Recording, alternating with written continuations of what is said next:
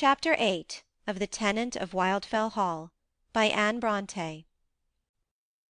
6 weeks had passed away. It was a splendid morning about the close of June. Most of the hay was cut, but the last week had been very unfavourable, and now that fine weather was come at last, being determined to make the most of it, I had gathered all hands together into the hayfield, and was working away myself in the midst of them, in my shirt-sleeves, with a light shady straw hat on my head, catching up armfuls of moist reeking grass, and shaking it out to the four winds of heaven, at the head of a goodly file of servants and hirelings, intending so to labour from morning till night, with as much zeal and assiduity as I could look for from any of them, as well to prosper the work by my own exertion as to animate the workers by my example, when, lo, my resolutions were overthrown in a moment, by the simple fact of my brother's running up to me, and putting into my hand a small parcel, just arrived from London, which I had been for some time expecting. I tore off the cover, and disclosed an elegant and portable edition of Marmion. "I guess I know who that's for," said Fergus, who stood looking on while I complacently examined the volume. "That's for Miss Eliza now." He pronounced this with a tone and look so prodigiously knowing that I was glad to contradict him. "You are wrong, my lad," said I, and taking up my coat I deposited the book in one of its pockets, and then put it on, i.e. the coat. "Now come here, you idle dog, and make yourself useful for once," I continued. "Pull off your coat, and take my place in the field till I come back." "Till you come back? And where are you going, pray?" "No matter where. The when is all that concerns you, and I shall be back by dinner at least." Oh, and I'm to labour away till then, am I? And to keep all these fellows hard at it besides? Well, I'll submit, for once, in a way. Come, my lads, you must look sharp. I'm come to help you now, and woe be to that man, or woman either, that pauses for a moment amongst you, whether to stare about him, to scratch his head, or blow his nose. No pretext will serve. Nothing but work, work, work in the sweat of your face," etc., etc. Leaving him thus haranguing the people, more to their amusement than edification, I returned to the house, and having made some alteration in my toilet, hastened away to Wildfell Hall, with the book in my pocket, for it was destined for the shelves of Mrs. Graham. What, then, had she and you got on so well together as to come to the giving and receiving of presents? Not precisely, old book. This was my first experiment in that line, and I was very anxious to see the result of it. We had met several times since the Bay excursion, and I had found she was not averse to my company, provided I confined my conversation to the discussion of abstract matters, or topics of common interest. The moment I touched upon the sentimental or the complimentary, or made the slightest approach to tenderness in word or look, I was not only punished by an immediate change in her manner at the time, but doomed to find her more cold and distant, if not entirely inaccessible, when next I sought her company. This circumstance did not greatly disconcert me, however, because I attributed it not so much to any dislike of my person, as to some absolute resolution against a second marriage, formed prior to the time of our acquaintance, whether from excess of affection for her late husband, or because she had had enough of him and the matrimonial state together. At first, indeed, she had seemed to take a pleasure in mortifying my vanity and crushing my presumption, relentlessly nipping off bud by bud as they ventured to appear. And then I confess I was deeply wounded, though at the same time stimulated to seek revenge, but latterly finding beyond a doubt that I was not that empty-headed coxcomb she had first supposed me, she had repulsed my modest advances in quite a different spirit.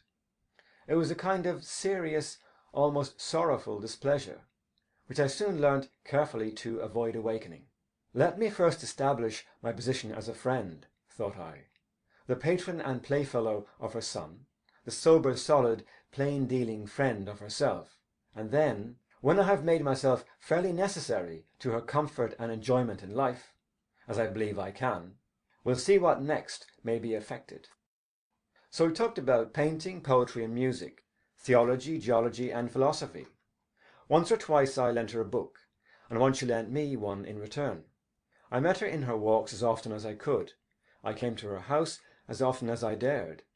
My first pretext for invading the sanctum was to bring Arthur a little waddling puppy, of which Sancho was the father, and which delighted the child beyond expression, and consequently could not fail to please his mamma. My second was to bring him a book, which, knowing his mother's particularity, I had carefully selected, and which I submitted for her approbation before presenting it to him. Then I brought her some plants for her garden, in my sister's name, having previously persuaded Rose to send them. Each of these times I inquired after the picture she was painting from the sketch taken on the cliff, and was admitted into the studio, and asked my opinion or advice respecting its progress.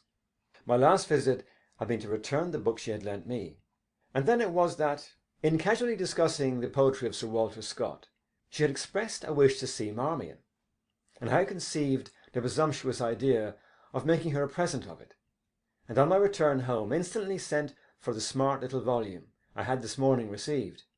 But an apology for invading the hermitage was still necessary, so I had furnished myself with a blue morocco collar for Arthur's little dog, and that being given and received with much more joy and gratitude on the part of the receiver than the worth of the gift or the selfish motive of the giver deserved, I ventured to ask Mrs. Graham for one more look at the picture, if it was still there. "Oh, yes, come in," said she, for I had met them in the garden. "It is finished and framed, all ready for sending away. But give me your last opinion, and if you can suggest any further improvement, it shall be duly considered, at least." The picture was strikingly beautiful. It was the very scene itself, transferred as if by magic to the canvas. But I expressed my approbation in guarded terms, and few words, for fear of displeasing her. She, however, attentively watched my looks, and her artist's pride was gratified, no doubt, to read my heartfelt admiration in my eyes. But while I gazed, I thought upon the book, and wondered how it was to be presented. My heart failed me, but I determined not to be such a fool as to come away without having made the attempt. It was useless waiting for an opportunity, and useless trying to concoct a speech for the occasion.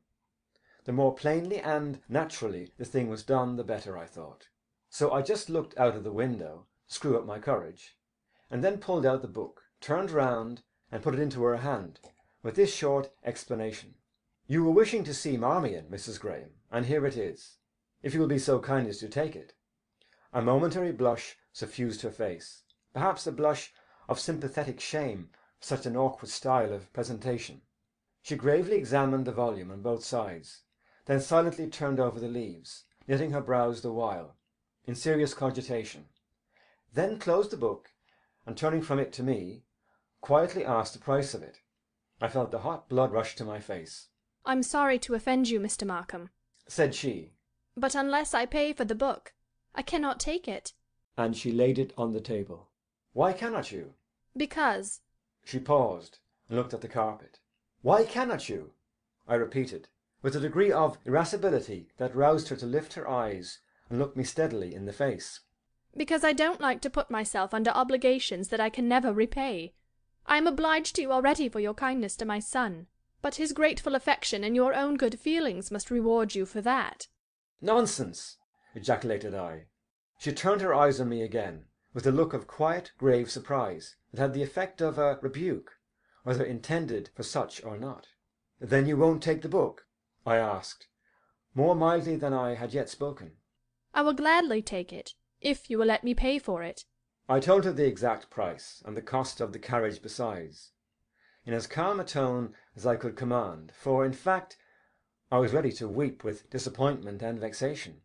She produced her purse, and coolly counted out the money, but hesitated to put it into my hand. Attentively regarding me, in a tone of soothing softness, she observed, "You think yourself insulted, Mr. Markham. I wish I could make you understand that I—" "I do understand you perfectly," I said. "You think that if you were to accept that trifle from me now, I should presume upon it hereafter. But you are mistaken. If you will only oblige me by taking it, believe me, I shall build no hopes upon it, and consider this no precedent for future favours.